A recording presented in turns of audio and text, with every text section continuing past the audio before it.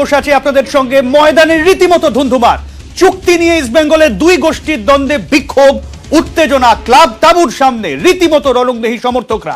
পরিস্থিতি নিয়ন্ত্রণে পুলিশকে লাঠিচার্জ করতে হয় এবং খবর এখনো পর্যন্ত 15 জন ইস্ট বেঙ্গল কর্মী সমর্থককে গ্রেফতার করেছে পুলিশ।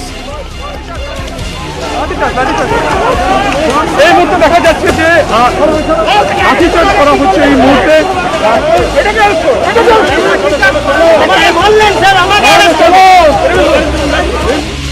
যে ভিড় এখানে ছিল, পুলিশ কিন্তু কার্যত তাদেরকে লাঠিচার্জ করে একে একে যারা কর্মী সমর্থক ছিল তাদেরকে কিন্তু এই মুহূর্তে সরিয়ে দেওয়া হচ্ছে। একজনের মাকেও কার্যত পুরো যে এরিয়া সেটাকে তারা পুরোপুরি ডমিনেট তারা করার চেষ্টা করছেন। অনেকক্ষণ ধরেই কার্যত প্রায় 2 ঘন্টা ধরে তারা রাস্তা তারা অবরুদ্ধ করে রেখেছিলেন এবং পুলিশের তরফে বারবার কিন্তু তাদেরকে সতর্কবার্তা দেওয়া হচ্ছিল যাতে তারা দ্রুত সেখান থেকে সরে যান। কিন্তু আচমকায় তাদের মধ্যে কয়েকজন পুলিশের দিকে তেড়ে যান এবং তারপরে পরিস্থিতি সামাল দেওয়ার ক্ষেত্রে পুলিশকে কিন্তু ময়দানে নামতে হয় এবং তারাই মুহূর্তে তুমি দেখতে পাচ্ছ ময়দানে এ প্রান্ত থেকে ও প্রান্ত তারা লাঠি নিয়ে তেড়ে যাচ্ছেন এবং পেয়েছেন একজন কর্মী সমর্থক, তার মাথাতেও কিন্তু চোট এসেছে। এবং এই মুহূর্তে তুমি দেখতে পাচ্ছ একেবারে রাজভবনের যে নর্থ গেট তার বাইরে এই মুহূর্তে যারা পুলিশ রয়েছে তারা কিন্তু এই মুহূর্তে এখানে চলে এসেছে। প্রতিনিধি সুকান্ত, তোমার প্রতিবেদনে দেখছিলাম যে কিভাবে বেনজির গোষ্ঠীদ্বন্দ্ব এবং সেই গোষ্ঠীদ্বন্দ্ব গিয়ে একেবারে ক্লাবের সামনে উত্তেজনা, ঠিক কি কারণে এত উত্তেজনা তৈরি হলো সুকান্ত?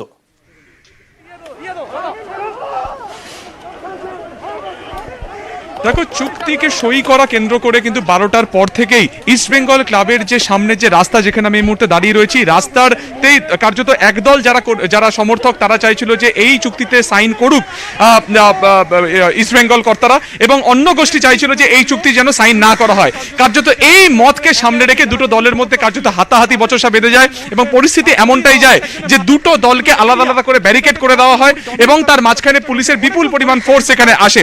12টার পর থেকে জমায়েত শুরু হয়, কিন্তু তা কার্যত চরম আকার ধারণ করে বিকেল 4:30 5টার পর। সেই সময় দেখা যায় যে একদল কর্মী সমর্থকরা তারা পুলিশের দিকেই এগিয়ে যেতে চায়, পুলিশের গাড়ি তারা ভাঙচুর করার চেষ্টা করে। তার আগে পর্যন্ত পুলিশের তরফে কিন্তু বিক্ষোভকারীদের উদ্দেশ্যে শান্তি বার্তা দেওয়ার চেষ্টা হচ্ছিল, যেখানে বারবার বলা হচ্ছিল যারা কর্মী সমর্থক তারা যেন দূর হটে যান। আকাশ মেঘারিয়া ডিসি সাউথ তিনি বারবার শান্তি আলোচনার প্রস্তাব রাখছিলেন, কিন্তু বিক্ষোভকারী যারা ছিলেন তারা একেবারে নাচরবান্দা ছিলেন। তাদের বক্তব্য যে তারা তাদের বক্তব্য বা তাদের দাবি জানাতে থাকে। 4:30 থেকে 5টা নাগাদ, পৌনে 5টা নাগাদ প্রথম কিন্তু যখন পুলিশের গাড়ি ভাঙচুর করার জন্য তারা এগিয়ে যায় কর্মী সমর্থকেরা, সেই সময় পুলিশের তরফে কিন্তু পাল্টা তাদেরকে হুঁশিয়ারি দেওয়া হয় এবং যে পরিস্থিতি দেখা যায় যে কার্যত তারা লাঠি উঁচিয়ে তেড়ে যান, কয়েকজনকে লাঠি চার্জ করতে তারা বাধ্য হন, একজনের মাথা ফেটে যায়, বেশ কয়েকজন তারা পড়ে যান। শুধুমাত্র তাই নয়, পরিস্থিতি হাতের বাইরে যেতে থাকে, কর্মী সমর্থকেরা পাল্টা পুলিশের দিকে চড়াও হতে থাকে এবং সেই সময় আমরা দেখলাম যেটা যে এই ধরনের ক্ষেত্রে, এই ধরনের ল অ্যান্ড অর্ডার সিচুয়েশনের ক্ষেত্রে মাউন্টেড পুলিশকে ব্যবহার করা হয়। ময়দান চত্বরে মাউন্টেড পুলিশ এগিয়ে যেতে থাকে বিক্ষোভকারীদের উদ্দেশ্যে। ডিসি সাউথ আইপিএস অফিসারকে দেখা যায়, আকাশ মেঘারিয়াকে দেখা যায় নিজে লাঠি হাতে কার্যত এসে মবকে কন্ট্রোল করছিল। এখনো পর্যন্ত যেটা জানা গেছে, কলকাতা পুলিশ সূত্রে 15 জনকে গ্রেফতার করা হয়েছে এবং এদের বিরুদ্ধে ডিজাস্টার ম্যানেজমেন্ট অ্যাক্টের আওতায় গ্রেফতার করা আওতায় তাদের বিরুদ্ধে মামলা আনা হচ্ছে। তার কারণ ইতিমধ্যে যেহেতু কড়া বিধিনিষেধ চলছে, তার মধ্যে যেহেতু তারা একসাথে জমায়েত হয়েছিল, সেই কারণে এই অ্যাক্ট তাদের ক্ষেত্রে লাগু করা হতে পারে। এই মুহূর্তে পরিস্থিতি অনেকটাই শান্ত হয়ে আছে, কিন্তু পুলিশ পোস্টিং রয়েছে, তার কারণ আগামীকাল ফের এই ধরনের জমায়েত হবে না তার কিন্তু কোনো গ্যারান্টি নেই। সেই কারণে আজকে রাতে এবং কালকে সকালেও একই রকম ভাবে কিন্তু ইস্ট বেঙ্গল ক্লাব প্রাঙ্গণে পুলিশ থাকবে। একদম অনেক ধন্যবাদ সুকান্ত। 15 জনকে গ্রেফতার করা হয়েছে এবং প্রশাসনিক সিদ্ধান্ত নিয়ে, ক্লাবের প্রশাসনিক সিদ্ধান্ত নিয়ে এইরকম ধুন্ধুমার সাম্প্রতিক অতীতে কেউ দেখেছেন বলে মনে করতে পারছেন না। এবং ছবি দেখুন কিভাবে দুই দলেরই সমর্থক, এক দলের দুই সমর্থক, তারা দুই মতের সমর্থক, দুই দলে ভাগ হয়ে গিয়ে তারা নিজেদের মধ্যে বচসা মারামারি করছেন, থামাতে গিয়ে পুলিশের সঙ্গে ঝামেলায় জড়িয়ে পড়ছেন। পুলিশ লাঠিচার্জ করে তাদেরকে তাড়াচ্ছে এবং গ্রেফতার করা হচ্ছে। 15 জন গ্রেফতার।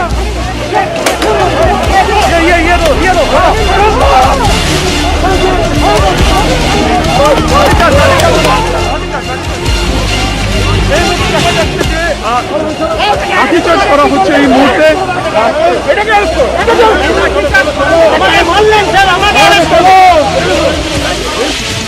যে ভিড় এখানে ছিল, পুলিশ কিন্তু কার্যত তাদেরকে লাঠিচার্জ করে একে একে যারা কর্মী সমর্থক ছিল তাদেরকে কিন্তু এই মুহূর্তে সরিয়ে দেওয়া হচ্ছে। একজনের মাকেও কার্যত পুরো। আর এই পরিস্থিতি নিয়ে সমর্থকরা ঠিক কি বলছেন শুনুন। কার্যত প্রায় 2 ঘন্টা ধরে তারা আমরা পুলিশের পুরো কথা শুনছি, আমাদেরকে যেতে দেওয়া হচ্ছে না, কিন্তু ওদের পুলিশ আটকাচ্ছে না। আমাদের বক্তব্য তো সেটাই, আমরা কি চাইছি, আমরা খেলতে চাই, আমরা ফুটবল, আমরা তো অন্য কিছু চাই না। তাহলে আমাদের কর্মকর্তারা সেটা আমাদেরকে কথা বলতে দেবে না কেন? ইস্ট বেঙ্গল ক্লাব আজকে 100 বছর কেন আজকে এখানে রয়েছে? শুধু ফুটবল খেলার জন্য। আমরা আজকে কিসের জন্য এখানে? আমরা চাই ইস্ট বেঙ্গল ক্লাব ফুটবল খেলি। যদি ওরাও ইস্ট বেঙ্গল সমর্থক হয়ে থাকে, ওরাও যদি ক্লাবকে ভালোবেসে থাকে, তাহলে ওরাও তো চাইবে ইস্ট বেঙ্গল ফুটবল খেলুক। আর যদি ওরাও চাই ইস্ট বেঙ্গল ফুটবল খেলুক, তাহলে এই যুদ্ধের কি কারণ? পারাদীপের কাছে যাব। পারাদীপ, নিঃসন্দেহে ফুটবল আবেগ এতটাই চরমে এবং দুই পক্ষেরই কিন্তু যুক্তি রয়েছে। পারাদীপ, ঠিক কোন জায়গায় গোটা বিষয়টা এই মুহূর্তে আটকে আছে, জট হয়ে আছে, একটু যদি সহজভাবে পারাদীপ বুঝিয়ে দাও।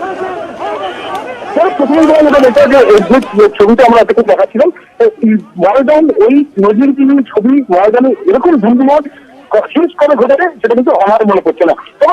নাট্যের জন্য বলতে হবে যে ইসরায়েলের কোনো মোহনবাগান লড়াই মাঠের ছবি দিতে দেখি, কিন্তু মাঠের বাইরে ইসরায়েলের সমর্থকরা তারা নিজেদের মধ্যে হাতাহাতি করছে, একে একবার তিনি চলে যাচ্ছেন। এটা শুধু নজির শুধু নয়, ইসরায়েল তাদের পক্ষে 7 বছর প্রথম ক্লাবের পক্ষেও কিন্তু লজ্জা। ওটা আমাদের সিলসিলেন এবং যারা ইসরায়েল এবং মৌসুমের পরে চুক্তি সঙ্গে যখন ফাইনাল ছবির ব্যাপার আছে, তখন ইসরায়েল ক্লাবের মনে হয় ক্লাব করতে মনে হয় যে চুক্তির কিছু ধারা ক্লাবের স্বার্থ পরিপন্থী এবং সেই কারণে তারা সেই চুক্তি সই করতে অসম্মত হন। এরপর বিনিয়োগকারীদের পক্ষ থেকে জানা যায় যে যতক্ষণ ফাইনাল এগ্রিমেন্ট সই না হবে ততক্ষণ তারা দল করবেন না। এখান থেকে কিন্তু বিভাগের শুরু। তাদের যারা এই মুহূর্তে পরিচালন কমিটিতে রয়েছে তারা একদিকে এবং তাদের ইসরায়েল যেসব ফ্যান্স ফোরাম রয়েছে, ইসরায়েল আলট্রাস, ইসরায়েল ইডিআরপি, তারা অন্যদিকে তারা বলছেন যে কোনো স্বার্থে ইসরায়েলকে খেলতে দিতে হবে, শুটিং এ খেলতে হবে, তো যেহেতু সই করতে হবে সই করতে হবে। ইসরায়েল এক্সিকিউটিভ কমিটির মেম্বার রয়েছেন যে এই চুক্তিটা যদি সই হয় তাহলে তাদের পক্ষে অসম্ভব জন্য তাদের কাছে পরিপন্থী সই করা যাবে না। এইখান থেকে কিন্তু বিবাদের শুরু সব। একদমই পারাদীপ, আর তুমি কথা বলেছিলেন ক্লাবের আরেক কর্তা দেবব্রত সরকার, তার সঙ্গে তিনি কি বললেন আজকের এই ঘটনায়, শুনবো।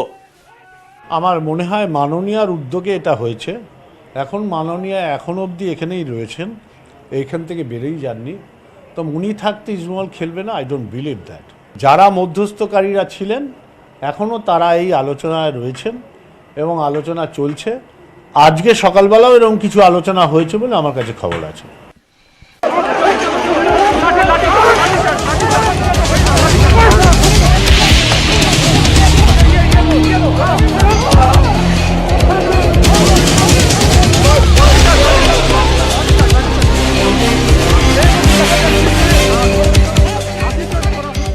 আর আমার সঙ্গে এই মুহূর্তে দুজন রয়েছেন, রূপক দা এবং প্রশান্ত দা। রূপক শাহ এবং প্রশান্ত বন্দ্যোপাধ্যায়।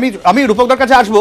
শুরুতে প্রশান্তদার কাছে আসি। প্রশান্তদা, এইভাবে ক্লাবের একটা প্রশাসনিক সিদ্ধান্ত নিয়ে ক্লাব সমর্থকরাই নিজেদের মধ্যে ঝামেলা করছেন, তুলকালাম বাজছে, পুলিশ লাঠিপেটা করছে, সাম্প্রতিক অতীতে মনে পড়ছে না তো? আসলে এই সমর্থকদের মধ্যে তো দুটো কখনো পার্ট হতে পারে না। ক্লাবটা ইস্ট বেঙ্গল, সুতরাং ইস্ট বেঙ্গল ক্লাবের জন্যই এই দুদিক থেকে যে সাপোর্টাররা এসছে তারা যাতে ক্লাব খেলে তার এই যে সই সাবুত, তারা ওইসব কিছু বোঝে না। ক্লাব খেলবে, আইএসএল খেলবে, টিম ভালো হবে, জিততে হবে, এটাই হচ্ছে ওদের আসল মোটিভ। কিন্তু প্রশ্ন এখানে যে দুটো ভাগাভাগি হলো কেন? একদল বলছে সই করো আর একদল বলছে সই করো। আমার মনে হয় এই জায়গাটা বোধহয় ঠিক নয়। তার কারণ হচ্ছে আসল উদ্দেশ্য হচ্ছে ইস্টবেঙ্গল ক্লাবকে খেলতে হবে। ইস্টবেঙ্গল ক্লাব খেলা মানেই আবার সদস্য সমর্থকরা আবার আনন্দ করবে এবং ময়দানে বল পড়বে, আইএসএল খেলবে, মোহনবাগান ইস্টবেঙ্গলের যে চিরচরিত ব্যাপার একটা লড়াই সেইটা থাকবে। ফলে হার জিত সব কিছু নিয়েই আবার একটা তুঙ্গে থাকবে ফুটবলটা। সেই জায়গা থেকে দুজনের মধ্যে কেন লড়াইটা হলো আমিও ঠিক বুঝে উঠতে পারলাম না। কারণ দুটো মনে হচ্ছে যেন আলাদা মেরু হয়ে গেল। এটা কেন হবে? এটা ঠিক নয়। একটাই হবে যে ইস্টবেঙ্গল ক্লাবকে খেলতে হবে এবং এবারে দেখতে হবে যে ইস্টবেঙ্গল ক্লাবের সঙ্গে যে ইনভেস্টারের যে পয়েন্টগুলো নিয়ে একটা গন্ডগোলের সৃষ্টি হচ্ছে সেইটাকে একটা বসে মধ্যস্থতা করা। একদমই তাই। এবং তাতে আমার ব্যক্তিগত যেটা মনে হচ্ছে, কেউ নড়তে চাইছে না। মানে আমি একটা পয়েন্ট ছাড়বো না, এরাও বলছে আমরা ওই পয়েন্ট থেকেও নড়বো না। এই জায়গাটা আমার মনে হয় একমাত্র একজনই আছে যিনি এটা করতে পারেন, উনি হচ্ছেন আমাদের পশ্চিমবঙ্গের মুখ্যমন্ত্রী মাননীয় বেশ মমতা বেশ প্রসাদ দা, আপনার কাছে আবারও আসবো। বন্দ্যোপাধ্যায় আমাদের সঙ্গে আরেক সমর্থক রয়েছে, ইস্ট বেঙ্গল সমর্থক দেবার্গ দে, আমি তার কাছেও আসবো। তবে রূপক দা, আমি প্রশান্ত দার প্রশ্নটাই আপনার কাছে রাখবো, এবং যারা সমর্থক, যারা আজকে টিভিতে এই গোটা বিষয়টা দেখলেন, বা যারা মোহনবাগানের সমর্থক, যারা এই মুহূর্তে গোটা বিষয়টার মজা নিচ্ছেন, প্রশ্ন তো একটাই, যে কেন?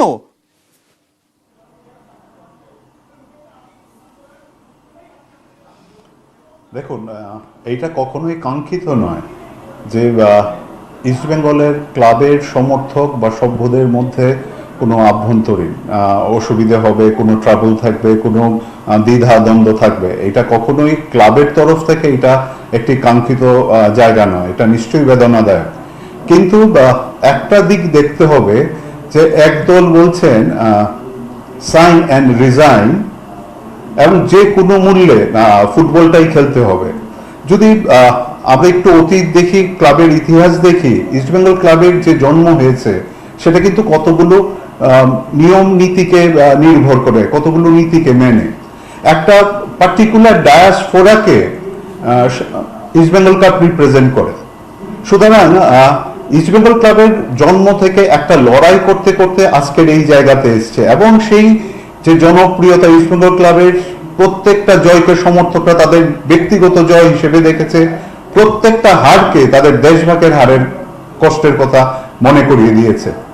সেই জায়গাতে ইস্টবেঙ্গল ক্লাব ফুটবল খেলবে না সেটা তো হতেই পারে না।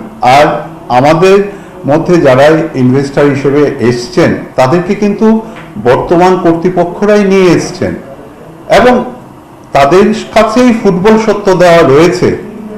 এবং গতবার যে অবস্থার মধ্য থেকে ইস্টবেঙ্গল ক্লাব বা তারা আইএসএলটি খেলেছিলেন, এইবার কিন্তু অবস্থার খুব একটা পরিবর্তন হয়নি। একদমই রূপক দা, আমি আপনার কাছে আসবো, প্রশান্ত দার কাছেও আসবো, দেবার্গর বক্তব্য শুনবো সমর্থক হিসেবে। একটা ছোট্ট বিরতির পর ফিরে আসছি, সঙ্গে থাকবেন। ইস্ট বেঙ্গলের সমর্থক দেবার্গ রয়েছেন আমাদের সঙ্গে। আমি শুরুতেই দেবার্গতে চলে যাবো। দেবার্গ, তুমি আজ ওখানে ছিলে যেখানে আগে ঝামেলাটা হচ্ছিল, তোমার কি মনে হয় না আজকে আউটবার্সটা যেরকম হয়েছিল সমর্থকদের, তোমাদের বিরোধী ক্লাব যারা, তাদের কাছে গোটা বিষয়টা খুব হাস্যাস্পদ হয়ে গেল, হাস্যকর হয়ে গেল গোটা বিষয়টা? প্রথমে এই প্ল্যাটফর্মে এসে আমি একটা কথা কারেক্ট করতে চাই। প্রথম থেকে আপনারা যেটা দেখাচ্ছেন যে দুটো গোষ্ঠীর মধ্যে, তো আমি এই অপরচুনিটিটা নিয়ে বলবো দুটো গোষ্ঠী তখনই হয় যখন দুজন কম্পিট করে। এখানে একটাই গোষ্ঠী যারা গদিতে আছেন, এখনো আমার সাথে লাইভে আছেন উনি, আর আরেকটা হচ্ছে সমর্থক। আচ্ছা, তো এটা গোষ্ঠী না, গোষ্ঠী আমরা মোহনবাগান সমর্থকদের মধ্যে কোনো ভাগ নেই, সমর্থক একটাই যারা ফুটবল খেলতে চায়। দেখুন, এই কালারটা আমরা চিনেছি শুধু ফুটবল থেকে, ক্রিকেট থেকে না। আজকে তাহলে দুটো দলে ভাগ হলো কেন? কোথায় দুটো দল? একটা দল যারা সাপোর্টার, আরেকটা দল তার 99% লোক আদেও ইস্ট বেঙ্গল সাপোর্টার না। আপনারা প্রচুর সোশ্যাল মিডিয়াতে দেখতে পারবেন কিছু বাইক, তারা কারা, তো আমি তো বললাম সোশ্যাল মিডিয়াতে একটু টাইম দিন। অনেকে ইনজার্ড হয়ে আছে, তারা কারা তারা নিজেরা বলেছে বাইকে। আমরা যখন তাদেরকে জিজ্ঞেস করেছি যে আপনারা কোথায় যাচ্ছেন, হেলমেট পরে তিনজন পালসারের গাড়ি, আমি বলছি, আবার বলছি যে সময় দিন, আমরা তো সবে এসেছি। দেখুন, চুক্তির পক্ষে না চুক্তির বিপক্ষে? চুক্তির পক্ষে, আমরা ফুটবল খেলতে চাই। আচ্ছা, আর যারা বিপক্ষে তারা সমর্থক নয়? আমার মনে হয় না তারা ফুটবল সমর্থক, বা ইস্ট বেঙ্গল ক্লাবকে তারা ফুটবল। রূপকদা সলিউশন জানতে চাই। রূপকদা, শেষ কথা, সলিউশন কি? আমি এটাই বলতে চাইছি আমার ভাইকে, আমি একটা কথা বলতে চাইবো যে দেখো, ক্লাব নিশ্চয়ই ফুটবল খেলতে চাইবে, ইস্টবেঙ্গল ক্লাব ফুটবল খেলবে না এটা হতেই পারে না। ক্লাব 100 বার ফুটবল খেলবে, কিন্তু আমার মাকে, আমার মন্দিরকে বেঁচে নয়। যেখানে আমার মায়ের অপমান হয় সেই জায়গাতে দাঁড়িয়ে আমরা ফুটবল খেলতে পারি না। ফুটবল আমাদের জীবনের শেষ কথা হতে পারে না। ফুটবল আমার পরিচয়, আমার প্রাণ, আমার আত্মা। আমার জীবন হলো আমার মা, আমার মন্দির, সেটা হলো ইস্ট বেঙ্গল ক্লাব। একদমই, আপনাকে থামাতেই হচ্ছে। আমরা আশা করব যে জটিলতা কেটে ইস্ট বেঙ্গল আবার ময়দানে নামুক এবং খেলাটা হোক। প্রশান্ত দা, আপনাকে কিছু বলতে দিতে পারলাম না, খুব দুঃখিত। দেবার্গ, আপনাকে অনেক ধন্যবাদ। এখানেই শেষ করতে হচ্ছে, এরপরেই দেখুন